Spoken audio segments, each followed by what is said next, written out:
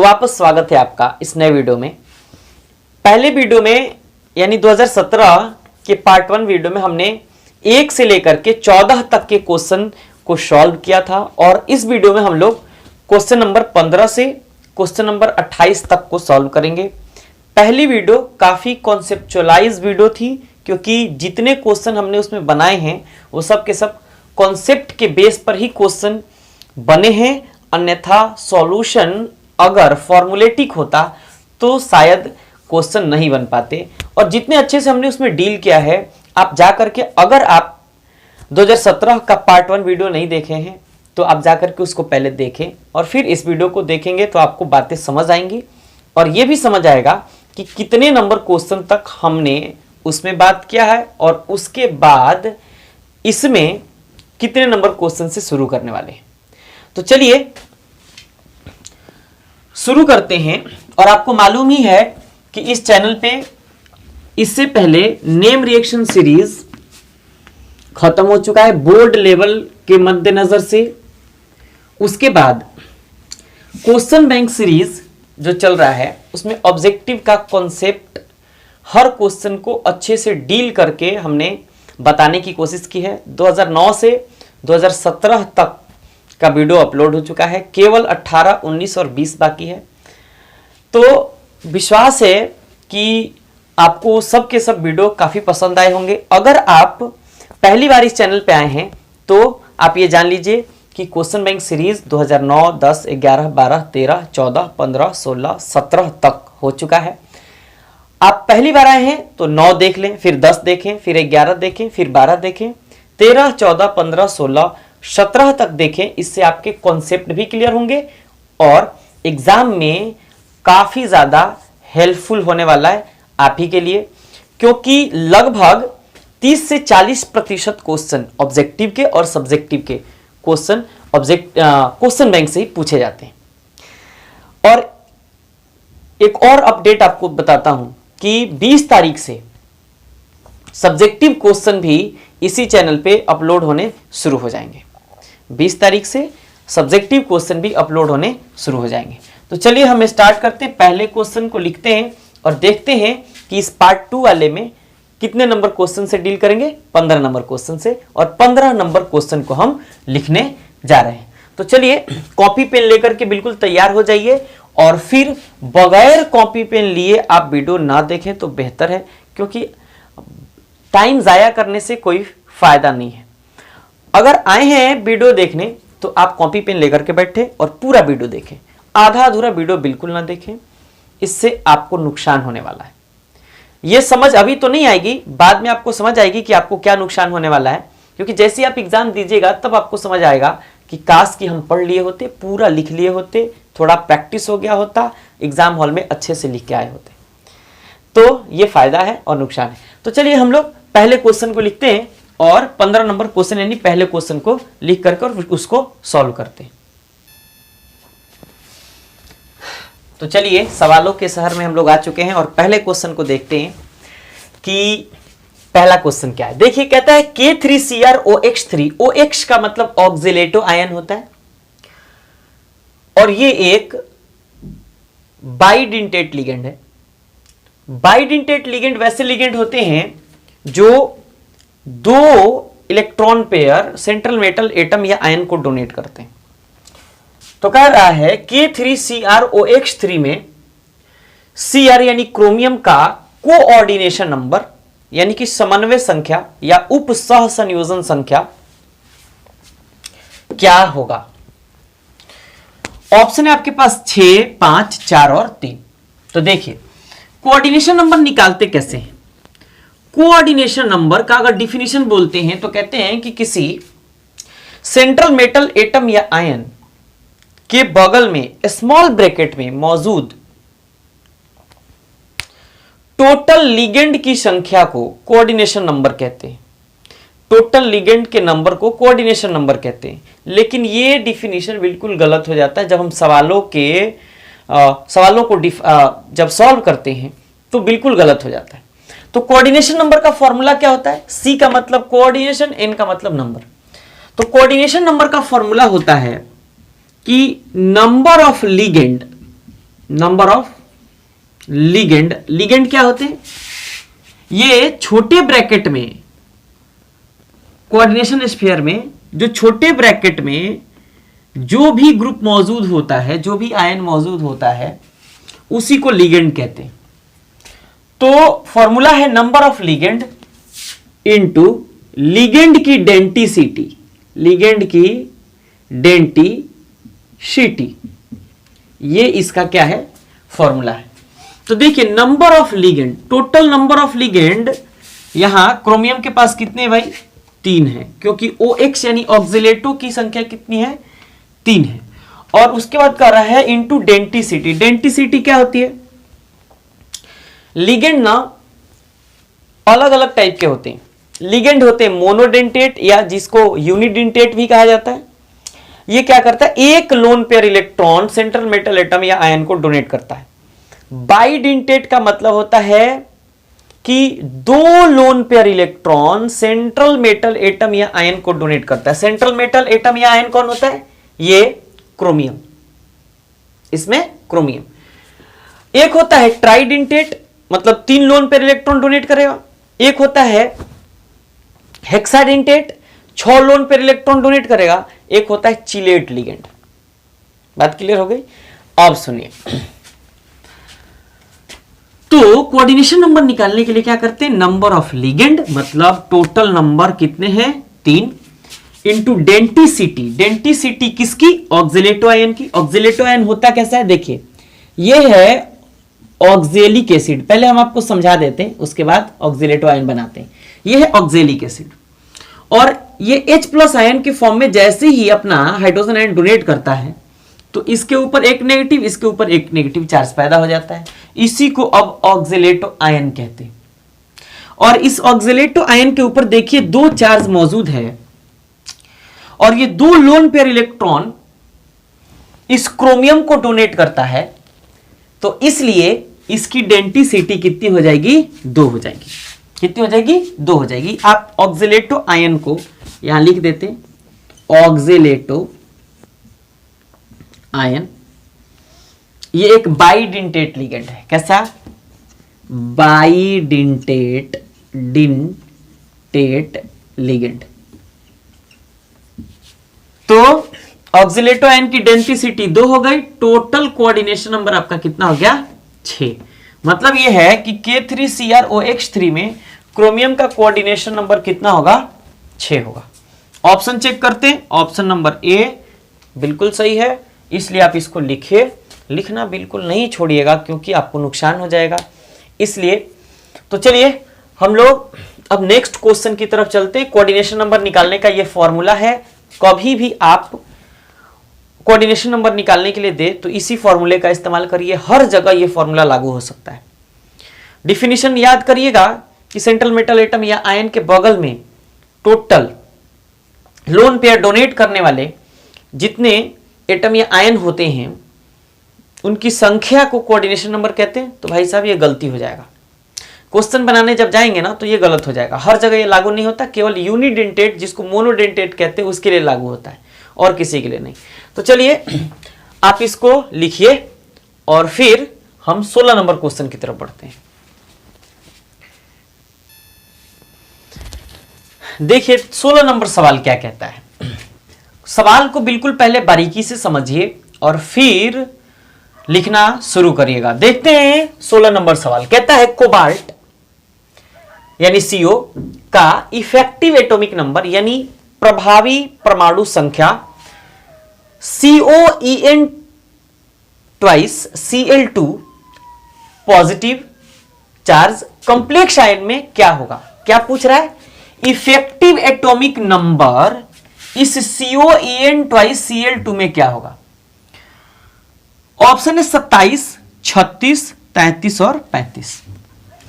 तो देखिए effective atomic number, effective atomic number को E, A और फिर N से डिनोट किया जाता है, तो इसको हम शॉर्टकट में लिख देते हैं।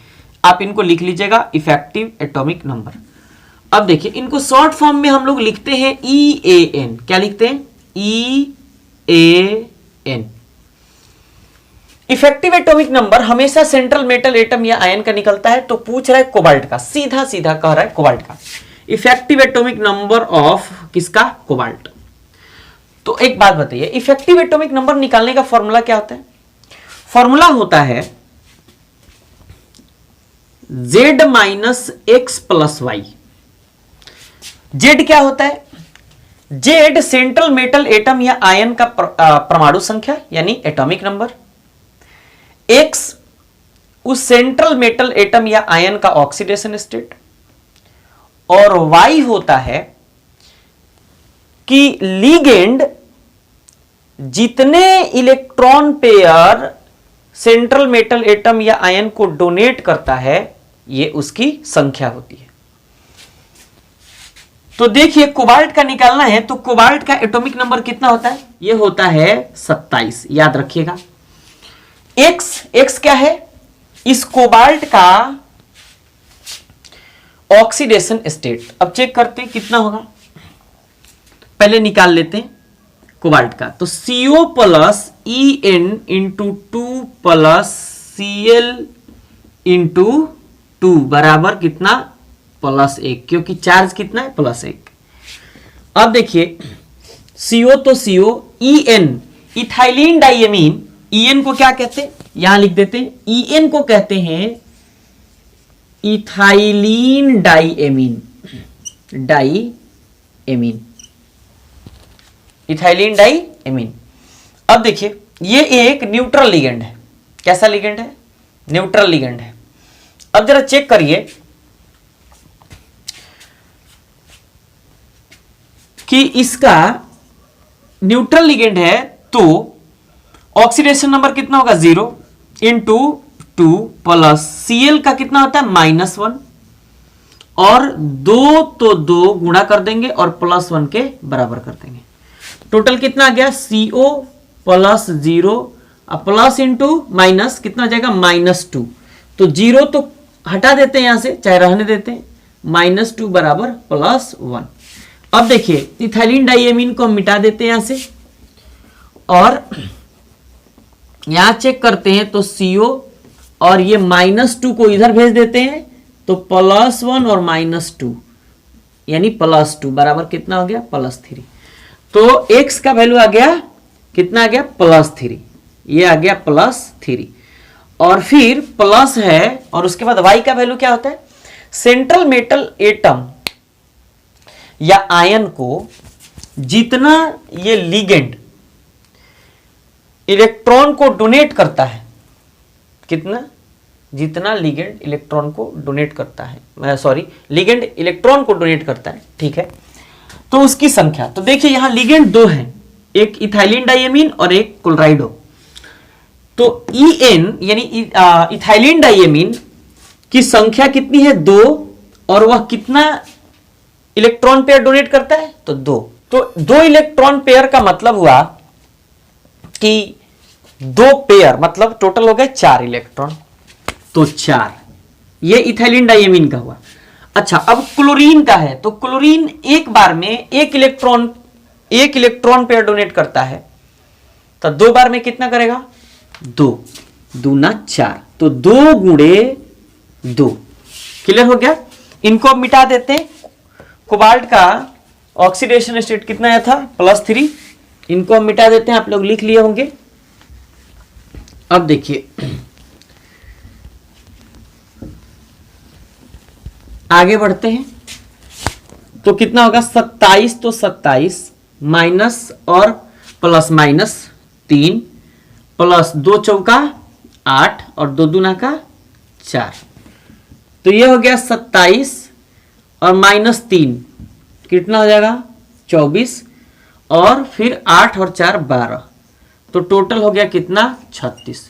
मतलब कि इस COAN2 या ट्वाइस Cl2 में CO यानी कोबाल्ट का इफेक्टिव एटॉमिक नंबर यानी प्रभावी परमाणु संख्या का वैल्यू कितना होगा? 36 होगा। ऑप्शन चेक करते हैं, ऑप्शन देखिए, बी ऑप्शन सही होगा। तो इस तरीके से आपका इफेक्टिव एटॉमिक नंबर निकलेगा। काफी आसान है। पहले थोड़ा नॉर्मल एकदम धीरे धीरे बनाना है, और उसके बाद जब प्रैक्टिस करिए तो स्पीड अपना बढ़ा लीजिए। करते क्या है, केंद्रीय परमाणु का परमाणु संख्या माइनस उसका ऑक्सीडेशन स्टेट यानी ऑक्सीकरण अवस्था प्लस लिगेंड द्वारा सेंट्रल मेटल एटम या आयन को जितने इलेक्ट्रॉन पेयर डोनेट करते हैं उनकी संख्या, सबको जोड़ करके गुणा भाग करिएगा, मतलब जोड़िएगा और गुणा करिएगा या घटाइएगा, जो भी प्रोसेस होगा, तो ये आएगा आपका कितना 36, या हर एक सवाल में आप अपने से भी कर सकते हैं। ये 27 परमाणु संख्या, इसका निकाले ऑक्सीडेशन स्टेट +3, ये En का निकाले 2 इलेक्ट्रॉन पेयर डोनेट करता है, तो 2 इलेक्ट्रॉन पेयर का मतलब टोटल 4 है, कितना 2 गो, तो 2 चौका 8, और क्लोरीन 1 पेयर डोनेट करता है, तो 2 गो है तो 2 दूना का 4, तो ये हो गया 8 आई 4, तो 8 4 12, आज 27 में से 3 गया 24, तो 24 और 12 36, टोटल आ गया आपका 36, तो बी ऑप्शन सही होगा। चलिए अब हम इसके आगे 17 नंबर क्वेश्चन की तरफ बढ़ते हैं। देखिए 17 नंबर सवाल फेमस क्वेश्चन है, ऑब्जेक्टिव में अल्टरनेटिंग क्वेश्चन हमेशा पूछता है, तो बिल्कुल आपको मजा आएगा ऐसे क्वेश्चन बनाने में, और क्वेश्चन बनाने में तो आपको मजा आ ही रहा होगा क्योंकि पूरा सॉल्यूशन हम बता रहे हैं, और थोड़ा टाइम इसलिए लग रहा है क्योंकि डिफिनीशन भी हम बोल रहे हैं, तो आप चाहें तो डिफिनीशन भी लिख सकते हैं अपनी कॉपी में, काफी आसानी से डिफिनीशन भी लिख सकते हैं। तो चलिए हम देखते हैं इनको, ये क्वेश्चन क्या है। कर रहा है ग्रिग्नार्ड रिएजेंट यानी ग्रिग्नार्ड अभिकर्मक बनाने के लिए ईथर में मैग्नीशियम के साथ कौन रिएक्शन करता है। ऑप्शन है C2H5 यानी इथाइल अल्कोहल या इथेनॉल, C2H5NH2, C2H5OH यानी कि इथाइल अल्कोहल या इथेनॉल, C2H5NH2 यानी कि इथाइल एमीन या इथेनामाइन, C2H5Cl यानी इथाइल क्लोराइड या क्लोरोइथेन, और नॉन ऑफ दिस यानी इनमें से कोई नहीं। तो देखिए जरा कि ग्रिग्नार्ड रिएजेंट कहते किसको है। पहली बात, ग्रिग्नार्ड रिएजेंट कहते किसको है, आप अपनी कॉपी में डिफिनीशन भी इसको लिख सकते हैं। अल्काइल मैग्नीशियम हैलाइड को ग्रिग्नार्ड रिएजेंट कहते हैं। ग्रिग्नार्ड रिएजेंट यानी ग्रिग्नार्ड अभिकर्मक कहते हैं। पहला कॉन्सेप्ट क्लियर हुआ। ऑब्जेक्टिव इससे 1 लाख ऑब्जेक्टिव देगा ना, तो 1 लाख आपसे ऑब्जेक्टिव बनेगा, क्योंकि इसके अलावा अगर ग्रिग्नार्ड रिएजेंट से क्वेश्चन अगर पूछता है, मतलब डायरेक्ट फॉर्मुलेटिव क्वेश्चन पूछता है, तो आप बना ही लेंगे, इसी कॉन्सेप्ट पे बनेगा। आगे देखते हैं। अब कह रहा है कि ग्रिग्नार्ड रिएजेंट बनाने के लिए ईथर के साथ मैग्नीशियम में कौन रिएक्शन करता है। तो देखिए, अल्काइल मैग्नीशियम हैलाइड, हैलाइड का मतलब या तो वह क्लोरीन होगा या फ्लोरीन होगा या ब्रोमीन होगा या आयोडीन होगा। तो मैग्नीशियम के साथ हैलाइड होना चाहिए, यानी कि क्लोराइड, फ्लोराइड, आयोडाइड, ब्रोमाइड में से कुछ भी एक होना चाहिए। तो इसमें देखिएगा ऑप्शन में है कहीं क्लोराइड, ब्रोमाइड, आयोडाइड या फ्लोराइड, तो है सी ऑप्शन।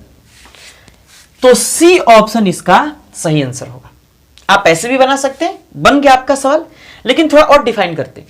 देखिए, जब इथाइल क्लोराइड C2H5Cl किसके साथ, मैग्नीशियम के साथ, किसके साथ, मैग्नीशियम के साथ ईथर की उपस्थिति में ड्राई ईथर लेते हैं। ड्राई ईथर की उपस्थिति में जैसे रिएक्शन करने जाता है तो एडिशन रिएक्शन होती है।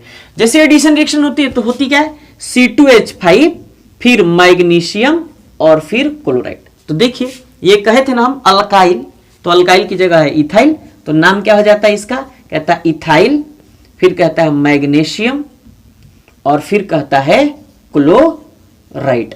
Ethyl magnesium chloride. तो इथाइल मैग्नीशियम क्लोराइड को हम लोग क्या कहते हैं, ग्रिग्नार्ड रिएजेंट कहते हैं, या अल्काइल कोई भी हो वो ग्रिग्नार्ड रिएजेंट ही कहलाएगा।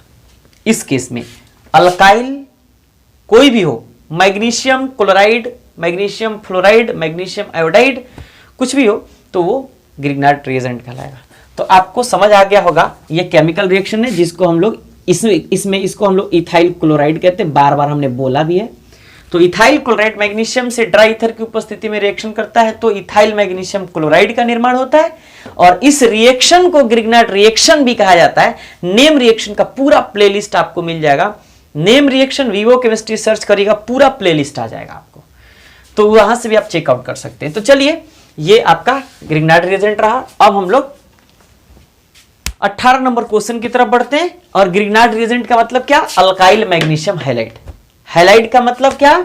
X is equal to fluorine, chlorine, bromine और आयोडीन। क्लियर?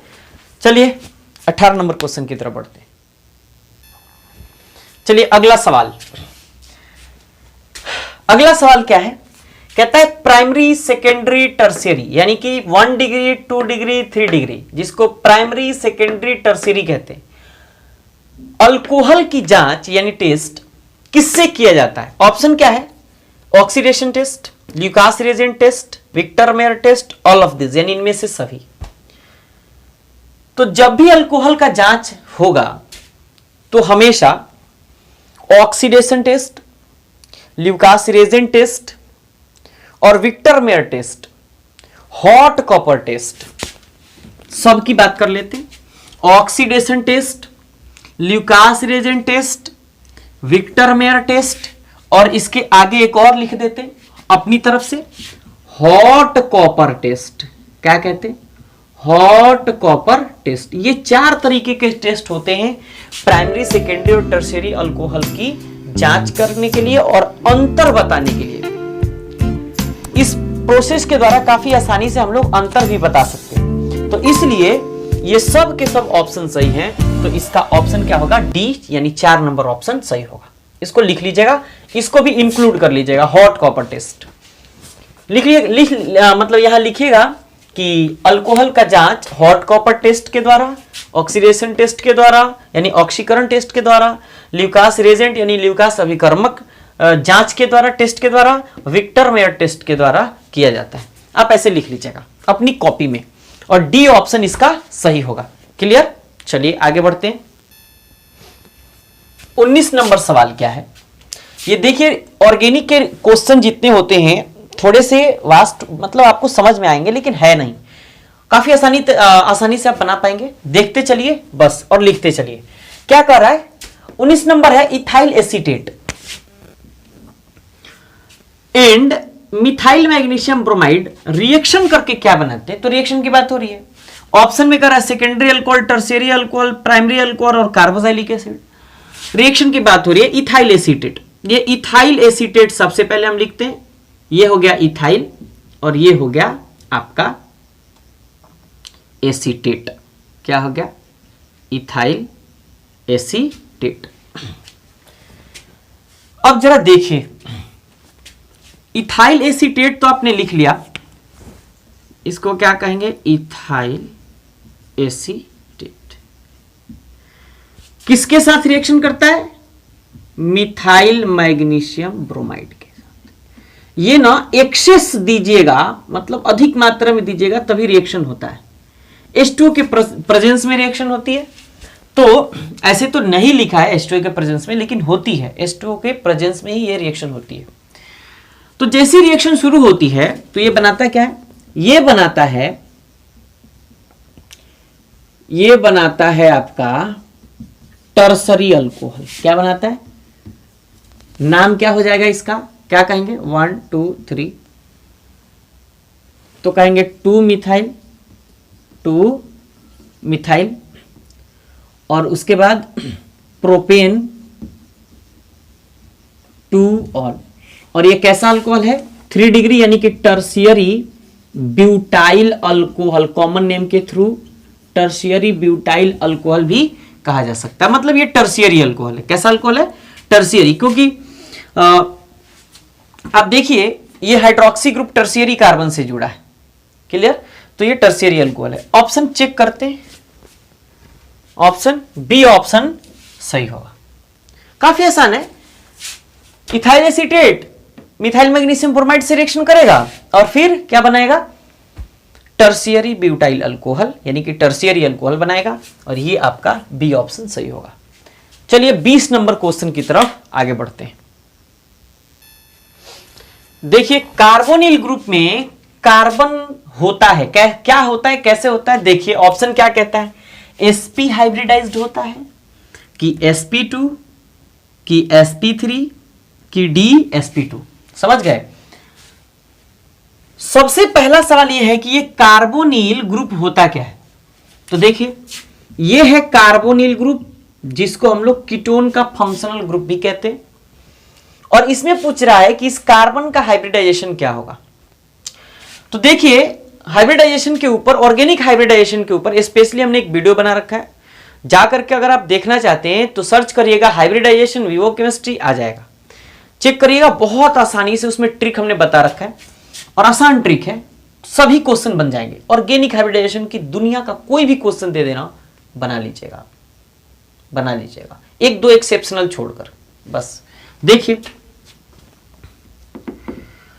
इस कार्बन का हाइब्रिडाइजेशन अगर निकालते हैं तो सिंगल बॉन्ड को भाई सिग्मा कहते हैं, और डबल बॉन्ड में एक सिग्मा जबकि एक पाई होता है, तो इसको पाई जबकि इसको सिग्मा मान लीजिए। कार्बन के पास 3 सिग्मा बॉन्ड और एक पाई बॉन्ड मौजूद है, तो इस केस में हाइब्रिडाइजेशन क्या होता है? 4 सिग्मा के केस में sp3, 3 सिग्मा के केस में sp2, 2 सिग्मा के केस में sp। 3 ही टाइप के हाइब्रिडाइजेशन होते हैं, ऑर्गेनिक हाइब्रिडाइजेशन। अब देखिए, तो इस केस में क्या होगा? sp2 हाइब्रिडाइजेशन होगा इस कार्बन का। तो ये कार्बन कैसा हाइब्रिडाइज्ड है? sp2 हाइब्रिडाइज्ड है, sp2 हाइब्रिडाइज्ड है। Z से भी लिखते हैं, S से भी लिखते हैं, दोनों सही है। तो sp2 हाइब्रिडाइज्ड है, तो इसका मतलब बी ऑप्शन सही होगा। आगे बढ़ते हैं और हम 21 नंबर क्वेश्चन की तरफ चलते हैं। देखिए, 21 नंबर सवाल कह रहा है रिएक्शन को क्या कहा जाता है। ये रिएक्शन है और ये ऑप्शन है। रिएक्शन क्या कहता है? RCOCl2, जिसको हम लोग क्या कहते हैं? अल्केनॉइल क्लोराइड कहते हैं, अल्केनॉइल क्लोराइड कहते हैं। कहता है कि अल्केनॉइल क्लोराइड अगर हाइड्रोजन से पैलेडियम या बेरियम सल्फेट की उपस्थिति में रिएक्शन करता है तो अल्डिहाइड का निर्माण होता है। किसका निर्माण? अल्डिहाइड का निर्माण होता है। बताइए इस रिएक्शन को क्या कहा जाता है। तो देखिए, जब भी अल्केनॉइल क्लोराइड हाइड्रोजन से पैलेडियम या बेरियम सल्फेट की उपस्थिति में रिएक्शन करता है, ये दोनों रिड्यूसिंग एजेंट है, तो अल्डिहाइड का निर्माण होता है। इस रिएक्शन को रोजेनमंड रिडक्शन कहा जाता है। क्या कहा जाता है? रोजेनमंड रिडक्शन कहा जाता है। हिंदी में रोजेनमुंड अभिक्रिया भी कहते हैं। तो इसलिए ऑप्शन बी होगा सही। अगर आप चाहते हैं कि रोजेनमंड रिडक्शन के ऊपर स्पेशल वीडियो देखें तो आप सर्च करिए यूट्यूब पर कि रोजेनमंड विवो केमिस्ट्री या रोजेनमंड शमशेर अली। रिएक्शन आपके सामने होगा, जाकर के कॉपी पेन लेकर के और उसको लिख लीजिएगा, आपके लिए बहुत ज्यादा इंपॉर्टेंट है। चलिए इसको आप लिखिए और फिर हम लोग 22 नंबर क्वेश्चन की तरफ बढ़ते हैं। देखिए 22 नंबर सवाल कहता है कौन कैनिजारो रिएक्शन से होकर गुजरता है, यानी कि कौन कैनिजारो रिएक्शन इनमें से देता है।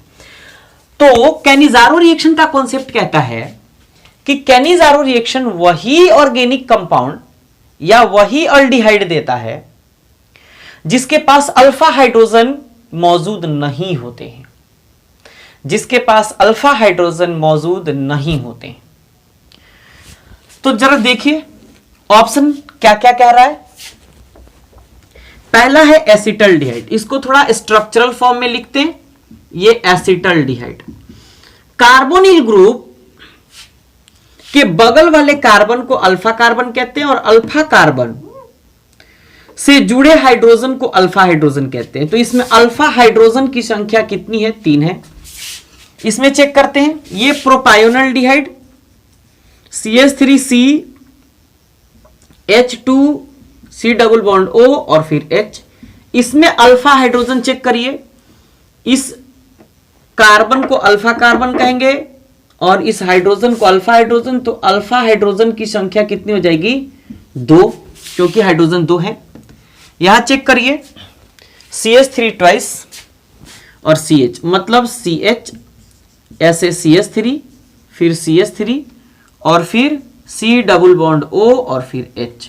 यहां अल्फा हाइड्रोजन अगर आपसे पूछे तो कहिएगा कार्बोनिल ग्रुप से, मतलब मेन फंक्शनल ग्रुप से हाइड्रोजन ये जुड़ा है, सॉरी कार्बन ये जुड़ा है, तो इस कार्बन को अल्फा कार्बन कहेंगे और इस कार्बन से जुड़े हाइड्रोजन को अल्फा हाइड्रोजन कहेंगे। अल्फा हाइड्रोजन की संख्या 1 हुई। यहां देखिए ये है फॉर्मल्डिहाइड, ये है HC डबल बॉन्ड O और फिर H, और इसमें अगर पूछा जाए कि अल्फा हाइड्रोजन कितने हैं तो देखिए इस कार्बोनिल ग्रुप से कोई कार्बन नहीं जुड़ा है, तो जो कार्बन नहीं जुड़ा है, जब कार्बन नहीं जुड़ा है तो उस कार्बन को अल्फा कार्बन कहेंगे ही नहीं, मतलब अल्फा कार्बन है ही नहीं। और जब अल्फा कार्बन नहीं होगा इसका मतलब अल्फा हाइड्रोजन भी नहीं होगा, तो टोटल कितना हो गया? Alpha hydrogen 0। तो कभी भी कैनिजारो रिएक्शन वही अल्डिहाइड देगा जिसके पास 0 अल्फा हाइड्रोजन मौजूद है। तो ऑप्शन क्या है भाई? 4 नंबर ऑप्शन डी सही है। और कैनिजारो रिएक्शन होता है कैसे देखिए, और कौन सा कंपाउंड दे सकता है? तो देखिए बेंजल्डिहाइड और फॉर्मल्डिहाइड, इसको क्या कहते हैं? Formaldehyde, formaldehyde. और एक कंपाउंड है जिसको बेंजल्डिहाइड कहते हैं, कहां बना दे? जगह नहीं है लेकिन यहां बना देते हैं, दिख रहा होगा बिल्कुल, C डबल बॉन्ड O और फिर H, और इधर थोड़ा तिरछा बना देते, ये है बेंजल्डिहाइड। ये क्या है? बेंजल्डिहाइड। ये है आपका बेंजल्डिहाइड। तो इसके पास भी अल्फा कार्बन नहीं होता और अल्फा हाइड्रोजन भी नहीं होता। तो 2 कैनिजारो रिएक्शन देते हैं, एक फॉर्मल्डिहाइड एक बेंजल्डिहाइड। तो इसलिए ऑप्शन आपका इसमें डी होगा।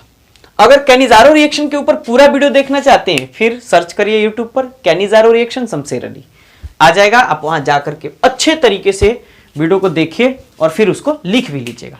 चलिए नेक्स्ट क्वेश्चन की बात करते हैं। देखिए 23 नंबर सवाल, भस्मीयता यानी बेसिसिटी का घटता हुआ क्रम कौन है? घटता हुआ, डिक्रीजिंग ऑर्डर की बात हो रही है। तो देखिए बेसिसिटी का डिक्रीजिंग ऑर्डर, ये सब के सब ammonia, primary amine, secondary amine, tertiary amine, फिर ऑप्शन में क्या है? Tertiary amine, secondary, primary, ammonia, ये सब के सब एमीन है और अमोनिया है। तो एमीन के बेसिसिटी का डिक्रीजिंग ऑर्डर जो होता है, ये अगर सॉल्यूबल हो, मतलब इसमें वाटर ऐड हो, मतलब जलीय विलयन में एक्वस सॉल्यूशन में अगर बात हो, तो इसका ऑर्डर होता है डिक्रीजिंग ऑर्डर। डिक्रीजिंग ऑर्डर होता है सबसे पहले टर्शियरी, सबसे पहले टर्शियरी, मतलब डिक्रीजिंग ऑर्डर का मतलब सबसे पहले, डिक्रीज होने का मतलब सबसे पहले इतना बड़ा, फिर इतना छोटा, फिर और छोटा, फिर और छोटा, फिर और छोटा, मतलब दिखे ही ना, तो बड़ा से छोटा, ये डिक्रीजिंग ऑर्डर है। तो सबसे ज्यादा बेसिक नेचर का कौन होगा? सबसे ज्यादा बेसिसिटी किसका होगा? टर्शियरी एमीन का। क्यों? क्योंकि उसमें टर्शियरी एमीन में, यहां देखिए टर्शियरी एमीन किधर है? इधर है।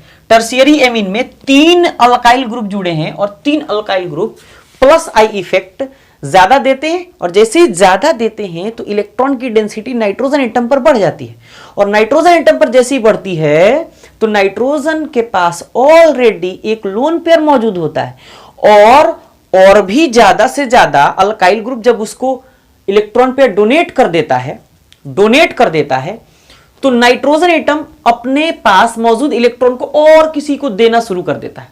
तो जो स्पीसीज लोन पेयर इलेक्ट्रॉन किसी को देना शुरू कर दे वह लेविस बेस कहलाता है, लुईस क्षारक, और इसकी बेसिसिटी मैक्सिमम होगी। कितनी होगी?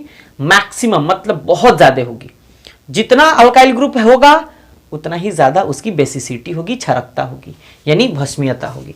तो टर्शियरी सबसे ज्यादा, उससे कम सेकेंडरी, क्योंकि 2 अल्काइल ग्रुप जुड़े होते हैं, देखा जाए 3 गो हेजा है, 2 गो हेजा है। क्लियर हो गई? 3 गो किधर है? और भी होगा, और भी ऑप्शन में होगा। 3 इधर 2, 3 इधर किधर है? 2। ठीक है। और टर्सरी एमीन, फिर सेकेंडरी एमीन, फिर प्राइमरी एमीन, और सबसे लास्ट में होता है अमोनिया। मतलब अमोनिया सबसे कम क्षारक होता है, उसकी बेसिसिटी यानी भस्मीयता सबसे कम होती है, जबकि टर्शियरी एमीन की सबसे ज्यादा होती है। कैसे? किसमें? एक्वस सॉल्यूशन में, मतलब जलीय विलयन में। यही अगर ना गैसियस गैस की बात होती तो ये ऑर्डर चेंज हो जाता। गैस में क्या होता है? पहले सेकेंडरी, फिर टर्सरी और फिर प्राइमरी, ये गैस का ऑर्डर है। लेकिन ये सॉल्यूशन की ऑर्डर है, सॉल्यूशन की बात ही हो रही है, क्योंकि भस्मीयता आप एसिडिटी या बेसिसिटी हमेशा सॉल्यूशन के फॉर्म में ही निकाल सकते हैं। तो देखिए ऑप्शन क्या कह रहा है, टर्शियरी, फिर सेकेंडरी, फिर प्राइमरी, फिर अमोनिया। कहाँ है? Secondary, tertiary, tertiary, secondary, secondary, primary, primary, ammonia, ammonia, मतलब बी ऑप्शन सही होगा। ऑर्डर याद रखिएगा, क्वेश्चन दोनों से पूछा जाता है। ये गैस का ऑर्डर है, ये एक्वस सॉल्यूशन का ऑर्डर है। बात क्लियर होगी? चलिए आप इसको लिखिए और 24 नंबर क्वेश्चन की तरफ बढ़ते हैं। देखिए 24 नंबर सवाल कहता है एनिलीन एंड एसिटल्डिहाइड रिएक्शन करके क्या बनाते हैं? ऑप्शन है कार्बाइलेमीन, नाइट्रोबेंजीन, एमीन, इमीन लिखा है, और सीफ बेस यानी सीफ क्षारक, सीफ क्षारक। रिएक्शन देखते हैं। कहता एनिलीन, एनिलीन मतलब एमिनोबेंजीन को एनिलीन कहते हैं, हमने एमिनोबेंजीन बना लिया, एनिलीन बना लिया। एसिटल्डिहाइड मतलब CH3 CH, ऐसे भी कह सकते हैं, देखिए थोड़ा CHO लिख रहे थे लेकिन CH3 C double bond OH, acetaldehyde.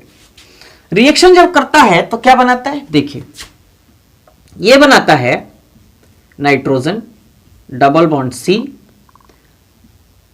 H और फिर CH3 और फिर ये बेंजीन रिंग यानी फिनाइल, और इसको हम लोग ना सीफ रिएजेंट कहते हैं। क्या कहते हैं? सीफ रिएजेंट या सीफ बेस भी कहते हैं। बेस ऑप्शन में दिया है तो बेस ही लिखते हैं, सीफ बेस कहते हैं, सीफ क्षारक कहते हैं। तो ये है आपका सीफ क्षारक, और ऑप्शन में आपसे कह रहा है कि ये सीफ बेस का निर्माण होता है या इमीन का, नाइट्रोबेंजीन का या कार्बाइलेमीन का। तो ऑप्शन क्या होगा? डी ऑप्शन सही होगा।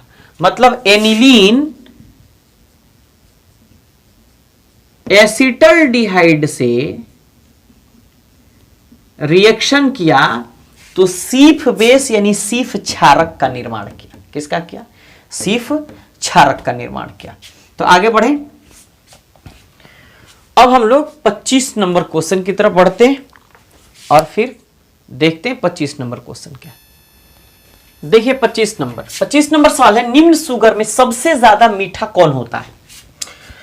ऑप्शन है ग्लूकोज, लैक्टोज, सुक्रोज, फ्रुक्टोज। तो देखिए शुगर में सबसे ज्यादा मीठा फ्रुक्टोज होता है, जिसको फ्रक्टोज भी कहते हैं।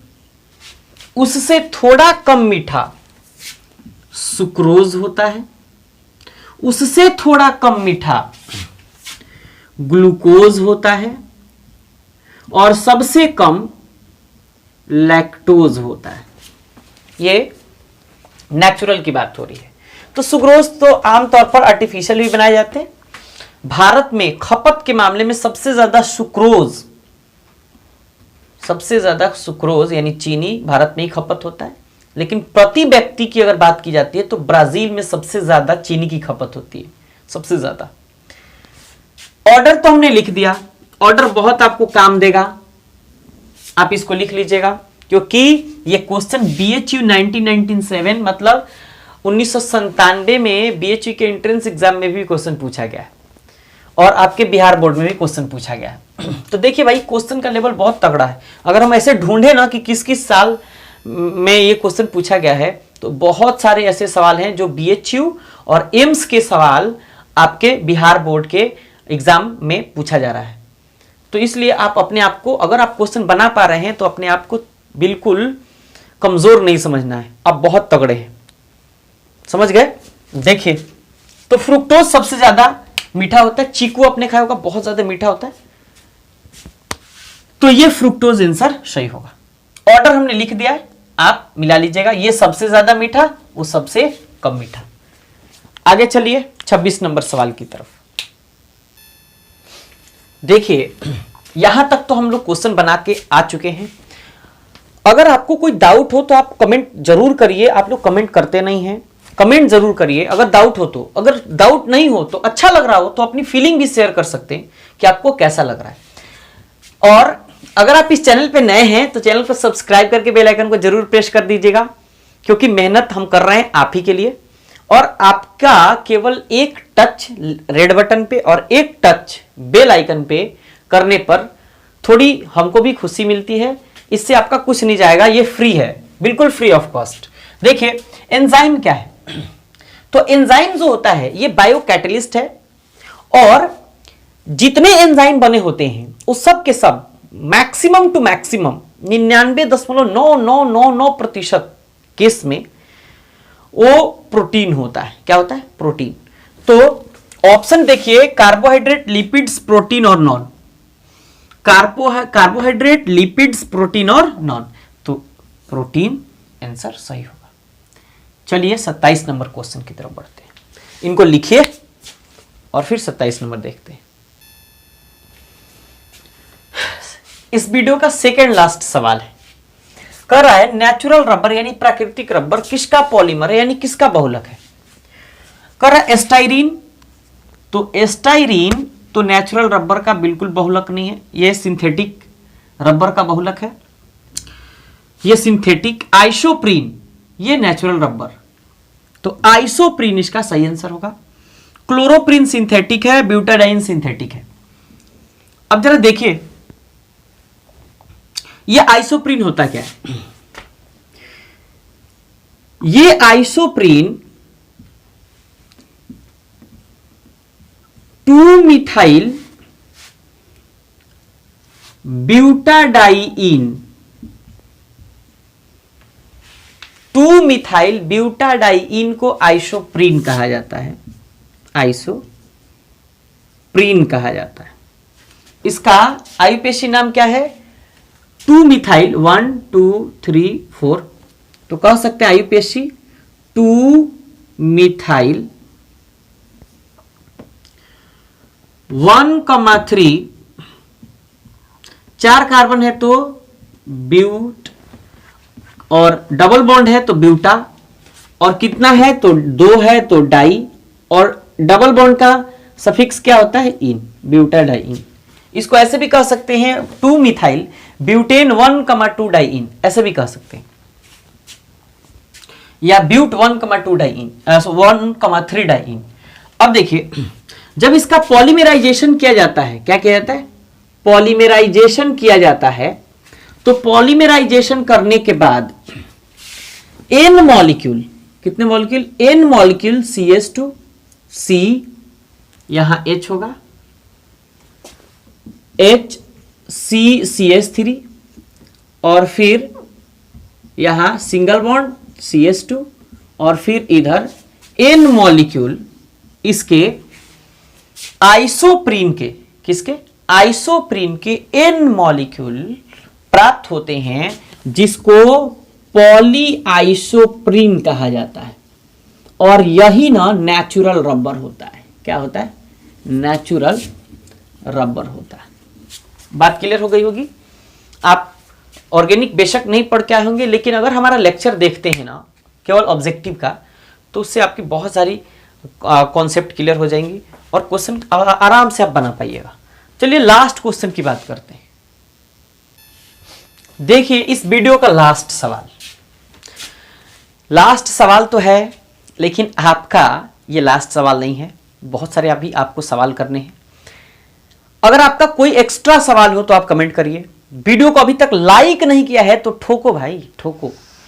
और चैनल पे अगर पहली बार आए हैं तो चैनल को सब्सक्राइब जरूर करिएगा। देखते हैं लास्ट सवाल को, क्या कहता है लास्ट सवाल आपका। कहता है टाइफाइड में यूज होने वाला एंटीबायोटिक कौन है?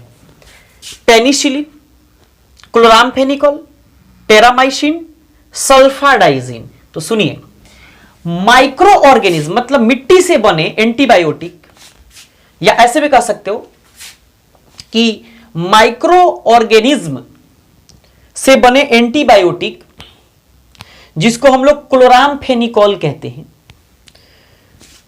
उसका इस्तेमाल टाइफाइड के रोगियों को ठीक करने के लिए किया जाता है और ये एक एंटीबायोटिक है। तो इसलिए बी ऑप्शन आपका सही होगा। मतलब टाइफाइड के इलाज में एंटीबायोटिक जो दिया जाता है वो क्लोरामफेनिकोल होता है। तो बी ऑप्शन सही होगा। अब बताइए आपको ये वीडियो कैसा लगा। पहले भी हमने बोला कमेंट करिए, अब भी बोल रहे हैं कमेंट करिए, डाउट हो तो कमेंट करिए, अच्छा लगा हो तो अपनी फीलिंग शेयर करिए। और अगर आपने 4-5 व्हाट्सएप ग्रुप में शेयर नहीं किया अब तक तो जरूर शेयर करिए। केवल हम 5 ही व्हाट्सएप ग्रुप में कर रहे हैं, 10, 20, 50 नहीं कर रहे। आप करेंगे भी नहीं मुझे मालूम है, लेकिन 5 ग्रुप में तो आप जरूर करेंगे, ये मुझे पक्का विश्वास है। चलिए मिलते हैं अब इससे और तगड़े वाले कॉन्सेप्ट के साथ, क्योंकि 2018 का क्वेश्चन पेपर अपने आप में बहुत ही यूनिक है और बहुत तगड़ा वाला क्वेश्चन पेपर है। तो चलिए मिलते हैं नेक्स्ट वीडियो में, यानी 2018 के वीडियो में। और तब तक के लिए थैंक्स फॉर वॉचिंग और बहुत बहुत आपको बधाई पूरा वीडियो देखने के लिए।